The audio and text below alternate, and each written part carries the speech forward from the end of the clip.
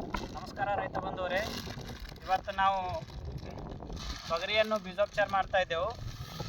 ಇವತ್ತು ನಾನು ಧನ್ವಂತರಿ ಕಂಪ್ನಿದು ಬೀಜೋ ರಿಚ್ಚು ಮತ್ತು ಧನ್ವಂತರಿ ಕಂಪ್ನಿದ RPS ನಾನು ಬೀಜೋಪಚಾರ ಮಾಡ್ತಾ ಇದ್ದೀನಿ.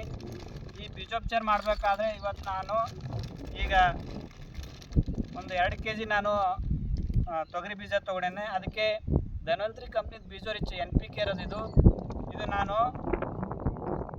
ಪ್ರತಿ kgಗೆ 10 ml ಥರ ಮಾಡ್ತಾಯಿದ್ದೀನಿ. ಅದೇ ರೀತಿ ಇವತ್ತು ಇದು 20 ml ಬೀಜೋ ರಿಚ್ ನಾನು ಬೀಜೋಪಚಾರಕ್ಕೆ ಹಾಕ್ತಾಯಿದ್ದೀನಿ.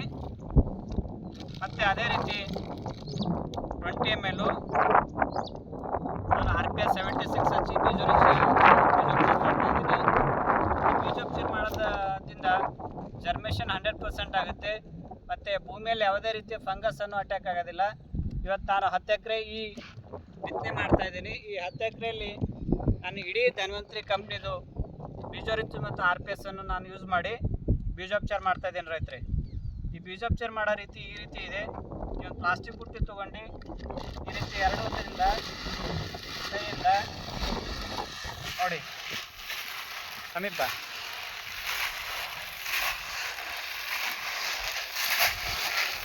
ಈ ರೀತಿ ನಾನು ಬೀಜೋಪಚಾರ ಮಾಡ್ತಾಯಿದ್ದೀನಿ. ಬೀಜೋಪಚಾರ ಮಾಡಿದ ತಕ್ಷಣ ಒಂದು 10 ನಿಮಿಷ ನಾವು ಇದೇ ರೀತಿ ಗಾಳಿಯಲ್ಲಿ ಇದು ಮಾಡಿದ್ರೆ 100% ಆಗಿದು ಡ್ರೈ ಆಗುತ್ತೆ.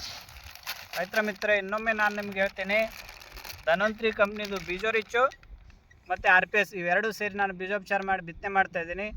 ಎಲ್ಲ ರೈತ ಬಾಂಧವರಿಗೆ ನಾನು ಸಜೆಸ್ಟ್ ಮಾಡೋದು, ಈ RPS ಮತ್ತು ಬೀಜೋ ರಿಚ್ ಯೂಸ್ ಮಾಡಿ ಬೀಜೋಪಚಾರ ಮಾಡಿ ಹೆಚ್ಚಿನ ಇಳುವರಿ ಮತ್ತು ಹೆಚ್ಚಿನ ನೀವು ಲಾಭವನ್ನು ಪಡಿತೀರಿ ಅಂತ ಹೇಳ್ತಾ ಎಲ್ಲ ರೈತ ಬಾಂಧವರಿಗೆ ನನ್ನ ನಮಸ್ಕಾರಗಳು.